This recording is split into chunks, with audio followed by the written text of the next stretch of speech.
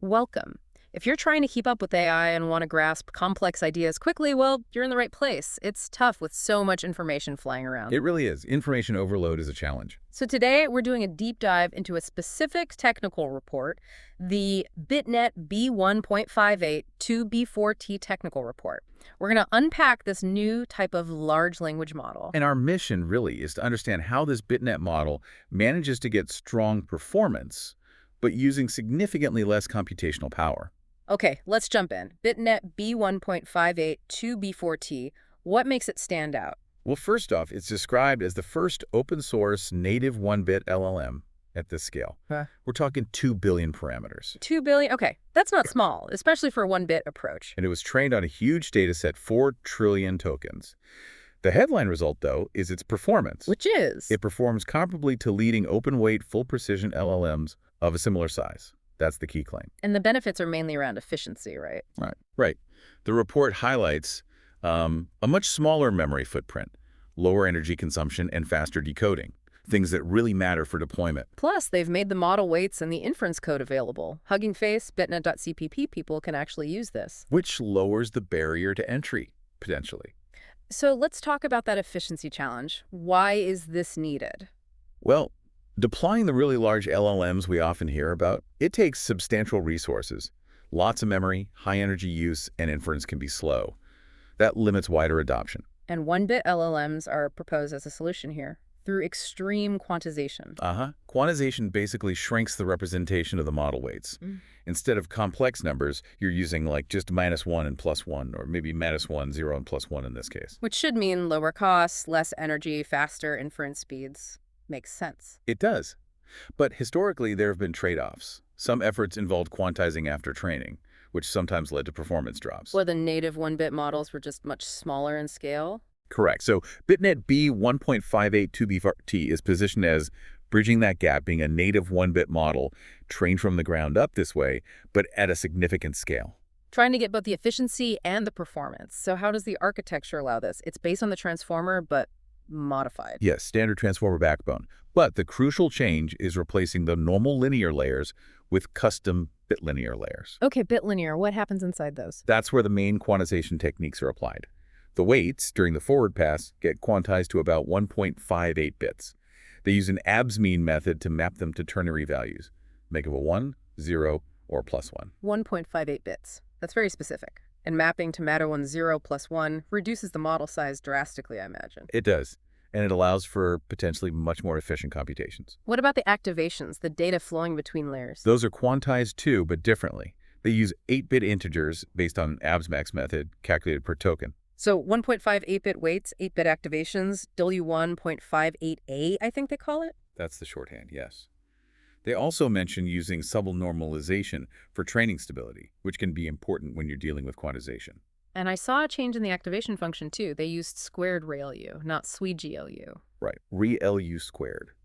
The report suggests this might improve sparsity in the network, which could be beneficial for computational characteristics in this low-bit setup. Interesting.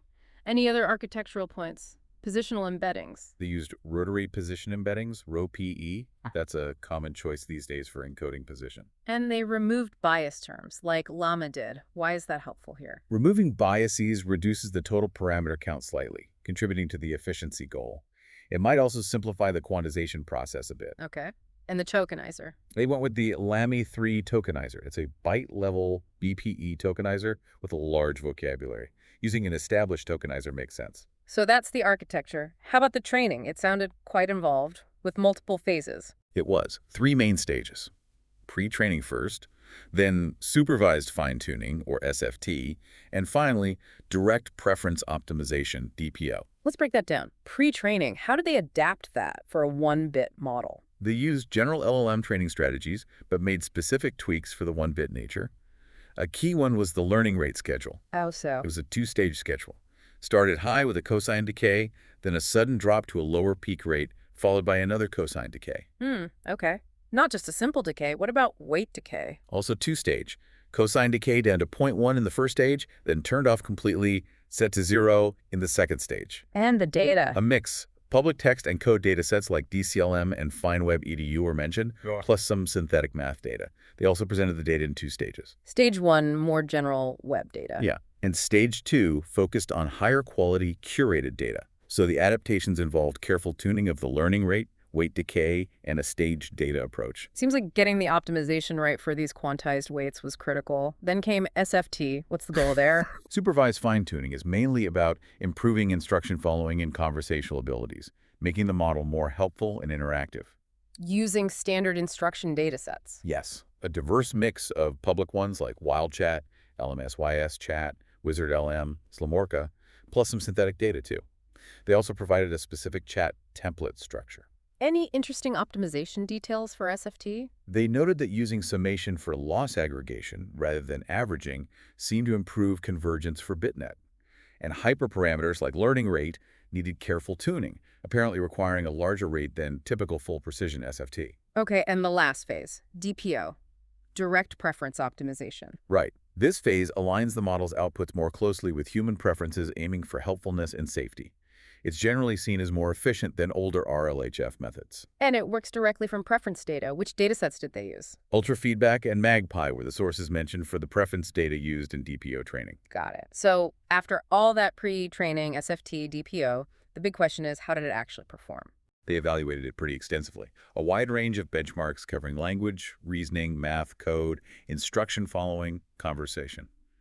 The usual suspects. And who did they compare it against? Against several leading open-weight full-precision models around the same size, LLM 3.21b, Gemma 3.1b, Quen 2.5 1.5b, Small MM2 1.7b, Mini CPM 2b, all instruction-tuned versions. And the results? Did the efficiency claims hold up? The report indicates, yes, significantly lower non-embedding memory footprint and lower estimated energy use during decoding. That's a major finding. And performance on tasks? Highly competitive. It apparently achieved top results on several benchmarks and was comparable on others against these full precision models. So near parity in capability, but with much better efficiency. That seems to be the core message. That's what the results suggest. They also did a comparison with post-training quantized models, right, like INT4 versions. They did. They compared BitNet b1.58 2b4t against INT4 versions of Quen 2.5 1.5b, quantized using methods like GPTQ and AWQ. And how did BitNet fare there? Even compared to these INT4 models,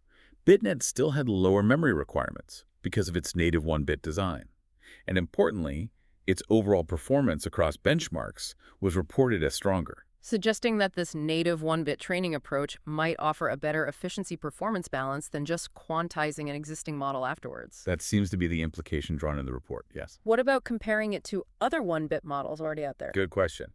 They compared it against some smaller, natively trained 1-bit models like Bonsai 0.5b and Almo BitNet 1b. Okay. And also against larger models that were post-training, quantized down to 1.58-bit, like versions of Falcon 7b and Llama 3 8b. So comparing against both smaller native and larger post-quantized 1-bit models, the outcome. BitNet B 1.58 2b4t showed significantly stronger overall performance than both groups, according to the benchmarks presented. It scored highest on most tasks. Really reinforcing the potential of their specific native 1-bit training approach at this scale. It certainly highlights the effectiveness claimed for their methodology. Now, building an efficient model is one thing, but running it efficiently, inference is crucial. What did they develop for that? Yeah, efficient inference is key, especially if you're targeting resource-constrained devices. Standard libraries aren't typically optimized for this specific b1.58 format. So they had to build custom solutions. They did. For GPU inference, they developed custom CUDA kernels specifically for the w1.58A8 matrix multiplication. How do those work? It involves packing the ternary weights, -1, 0, +1, into 8-bit integers for storage, loading them, unpacking them in the GPU's faster memory, and then performing the specialized ternary math with the 8-bit activations. Sounds complex, a sort of pack, store, load, unpack, compute flow. That's a good way to put it. They note it improves performance, but current GPUs aren't inherently designed for optimal 1-bit operations yet. And for CPUs, many applications might rely on CPU inference. They developed a C++ library called BitNet.cpp. It's intended as a reference implementation with optimized kernels for standard CPU architectures, tailored to their quantization scheme. And it delivers good speed and accuracy on CPUs. The report claims it does, ensuring the inference matches the way the model was trained. Okay, so wrapping this up, the main takeaway from our deep dive into the BitNet B1.58 2B4T report seems pretty clear. Yeah, it really represents a potentially significant step forward in making powerful language models much more efficient. Achieving performance that's, in the same ballpark as comparable full precision models, but with drastically lower resource needs. That's the headline. Absolutely. Less memory, less energy, faster decoding. And the open source release of the model and the inference code, that could be a real Could catalyst. certainly spur more research and potentially wider adoption, especially in places where resources are limited. So here's something to think about. If you can have capable language models that need way less power, what does that unlock? Think about running these kinds of models directly on phones, on small devices in areas with limited connectivity or energy. What new applications become possible when powerful AI doesn't need a giant data center to run?